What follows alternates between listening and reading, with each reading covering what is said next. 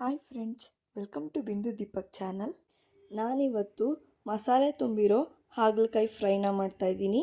ಇದಕ್ಕೆ ಏನೇನು ಬೇಕು ಅಂತ ನೋಡೋಣ ಬನ್ನಿ. ನಾನಿಲ್ಲಿ ಅರ್ಧ ಕೆಜಿಯಷ್ಟು ಎಳೆ ಹಾಗಲಕಾಯಿನ ತಗೊಂಡಿದ್ದೀನಿ.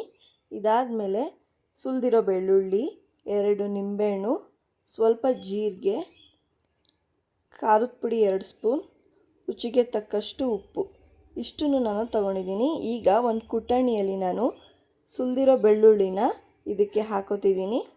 ಇದಾದಮೇಲೆ ಸ್ವಲ್ಪ ಜೀರಿಗೆನ ಇದಕ್ಕೆ ಸೇರಿಸ್ಕೊತಿದ್ದೀನಿ. ಇದೆರಡನ್ನೂ ನಾನು ಚೆನ್ನಾಗಿ ಕುಟ್ಕೋತಾ ಇದ್ದೀನಿ. ನೀವು ಬೇಕಿದ್ರೆ ಮಿಕ್ಸಿಲೂ ಕುಟ್ಕೋಬೋದು. ನಾನಿಲ್ಲಿ ಮಸಾಲೆ ಚೆನ್ನಾಗಿ ಬರುತ್ತೆ ಅಂತ ಹಾಗೆ ಕುಟ್ಟಣಿಲಿ ಕುಟ್ಕೋತಿದ್ದೀನಿ. ನೋಡಿ, ಈಗ ಈ ಹದಕ್ಕಾಗಿದ್ದರೆ ಸಾಕು. ಇದಕ್ಕೆ ನಾನು ರುಚಿಗೆ ತಕ್ಕಷ್ಟು ಉಪ್ಪು, ಹಾಗೆ ಖಾರದ ಪುಡಿ ಮತ್ತು ನಿಂಬೆ ರಸ ಇಷ್ಟನ್ನು ಸೇರಿಸ್ಕೊಂಡು ನೀಟಾಗಿ ನಾನು ಮಿಕ್ಸ್ ಮಾಡ್ಕೋತಾ ಇದ್ದೀನಿ. ನೋಡಿ, ಈ ಹದದಲ್ಲಿ ನಾನು ಮಿಕ್ಸ್ ಮಾಡ್ಕೋತಾ ಇದ್ದೀನಿ. ಇಷ್ಟಾಗಿದ್ದರೆ ಸಾಕು. ಈಗ ನಾನು ಎಳೆ ಹಾಗಲಕಾಯಿನ ಮಧ್ಯದಲ್ಲಿ ಕಟ್ ಮಾಡಿ ಇಟ್ಕೋತಾ ಇದ್ದೀನಿ. ಬೀಜ ಇದ್ದರೆ ಅದನ್ನು ಕೂಡ ತಕ್ಕೋತಾ ಇದ್ದೀನಿ. ಇದು ಎಳೆ ಹಾಗಲಕಾಯಿ ಆಗಿರೋದ್ರಿಂದ ಜಾಸ್ತಿ ಬೀಜ ಏನು ಬರಲ್ಲ. ಸೊ ನಾನು ಹಾಗೆ ಮಧ್ಯದಲ್ಲಿ ಕಟ್ ಮಾಡಿ ಇಟ್ಕೋತಿದ್ದೀನಿ.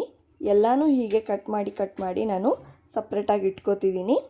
ಇದಾದಮೇಲೆ ನಾನು ಆಗಲೇ ಕುಟ್ಟಿ ಪುಡಿ ಮಾಡಿರೋಂತಹ ಜೀರಿಗೆ ಬೆಳ್ಳುಳ್ಳಿ ಮಸಾಲೆನ ಅದ್ರ ಮಧ್ಯಕ್ಕೆ ಸ್ಟಫಿಂಗ್ ಮಾಡ್ಕೋತಾ ಇದ್ದೀನಿ. ನೋಡಿ, ಈ ಥರ ಎಲ್ಲನೂ ಕೂಡ ತುಂಬ್ಕೋಬೇಕು. ನಾನಿಲ್ಲಿ ಒಂದೊಂದಾಗಿ ಎಲ್ಲನೂ ತುಂಬ್ಕೋತಾ ಇದ್ದೀನಿ. ನಾನು ಕಾರ್ನರ್ಗೂ ಕೂಡ ತುಂಬ್ಕೋತಾ ಇದ್ದೀನಿ. ನೀವು ಹಾಗೆ ಸ್ಟಫಿಂಗ್ನ ತುಂಬ್ಕೊಳ್ಳಿ. ನೋಡಿ, ಹೀಗೆ ಮಾಡಿದ್ರೆ ಸಾಕು. ಈಗ ನಾನು ಆ ಹಾಗಲಕಾಯಿನ ಒಂದು ದಾರದಿಂದ ಸುತ್ಕೋತಾ ಇದ್ದೀನಿ. ಯಾಕೆಂದರೆ ನಾವು ತುಂಬಿರೋ ಅಂಥ ಮಸಾಲೆ ಆಚೆಗೆ ಬರಬಾರ್ದು ಅಂತ ನಾನು ಎಲ್ಲನೂ ಕೂಡ ಒಂದು ದಾರದಿಂದ ಸುಮ್ಮನೆ ಹಾಗೆ ಸುತ್ತಿ ಇಟ್ಕೋತಾ ಇದ್ದೀನಿ. ಹೀಗೆ ಮಾಡೋದ್ರಿಂದ ಮಸಾಲೆ ಎಲ್ಲ ಹೊರಗೆ ಬರಲ್ಲ. ಆ ಕಾರಣದಿಂದ ನಾನು ಈ ಥರ ಮಾಡಿಕೊಂಡು ಇಟ್ಕೋತಾ ಇದ್ದೀನಿ. ನೋಡಿ, ಈಗ ಎಲ್ಲನೂ ಕೂಡ ನಾನು ಹಾಗೆ ದಾರದಲ್ಲಿ ಸುತ್ತಿ ಇಟ್ಕೊಂಡಿದ್ದೀನಿ. ಈಗ ಒಂದು ಒಲೆಗೆ ನಾನು ಬಾಣಲಿನ ಇಟ್ಕೋತಾ ಇದ್ದೀನಿ. ಇದಕ್ಕೆ ನಾನು ಒಂದು 3 ಸ್ಪೂನ್ ಆಗೋಷ್ಟು ಎಣ್ಣೆನ ಇದಕ್ಕೆ ಹಾಕೋತಿದ್ದೀನಿ. ಎಣ್ಣೆ ಕಾದ ನಂತರ ಒಂದೊಂದಾಗಿ ನಾನು ಹಾಗಲಕಾಯಿನ ಆ ಎಣ್ಣೆ ಒಳಗಡೆ ಹಾಕೋತಿದ್ದೀನಿ. ನೋಡಿ, ಈ ಥರ ಕಾದಿರೋ ಎಣ್ಣೆ ಒಳಗಡೆ ನಾವು ಹಾಕೋಬೇಕು.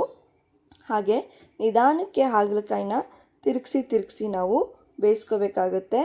ಇದರಲ್ಲಿರೋ ಹಸಿ ವಾಸನೆ ಎಲ್ಲ ಹೋಗಬೇಕು, ಹಾಗೆ ಕಹಿ ಅಂಶ ಎಲ್ಲನೂ ಹೋಗಬೇಕು. ಹಾಗಾಗಿ ನಾನು ಎಣ್ಣೆಯಲ್ಲಿ ತಿರುಗಿಸಿ ಎಲ್ಲ ಕಡೆನೂ ಬೇಯಿಸ್ಕೋತಾ ಇದ್ದೀನಿ. ಈಗ ಒಂದು ಸ್ವಲ್ಪ ಹೊತ್ತು ಮುಚ್ಚಿ ತೆಗಿಯೋಣ. ನೋಡಿ, ಇವಾಗ ತೆಗಿತಾ ಇದ್ದೀನಿ. ಪುನಃ ನಾನು ತಿರುಗಿಸ್ಕೊಂಡು ಬೇಯಿಸ್ಕೋತಾ ಇದ್ದೀನಿ. ಈಗ ಹಾಗಲಕಾಯಿ ನಮಗೆ ರೆಡಿಯಾಗಿದೆ. ನೋಡಿ ಎಷ್ಟು ಚೆನ್ನಾಗಿ ಬಂದಿದೆ ಅಂತ. ಈ ವಿಡಿಯೋ ನಿಮಗೆ ಇಷ್ಟ ಆಗಿದ್ದರೆ ಪ್ಲೀಸ್ ಲೈಕ್ ಮಾಡಿ, ಶೇರ್ ಮಾಡಿ, ಹಾಗೆ ಮುಂದಿನ ವಿಡಿಯೋಗೋಸ್ಕರ ನನಗೆ ಕಮೆಂಟ್ ಮಾಡಿ.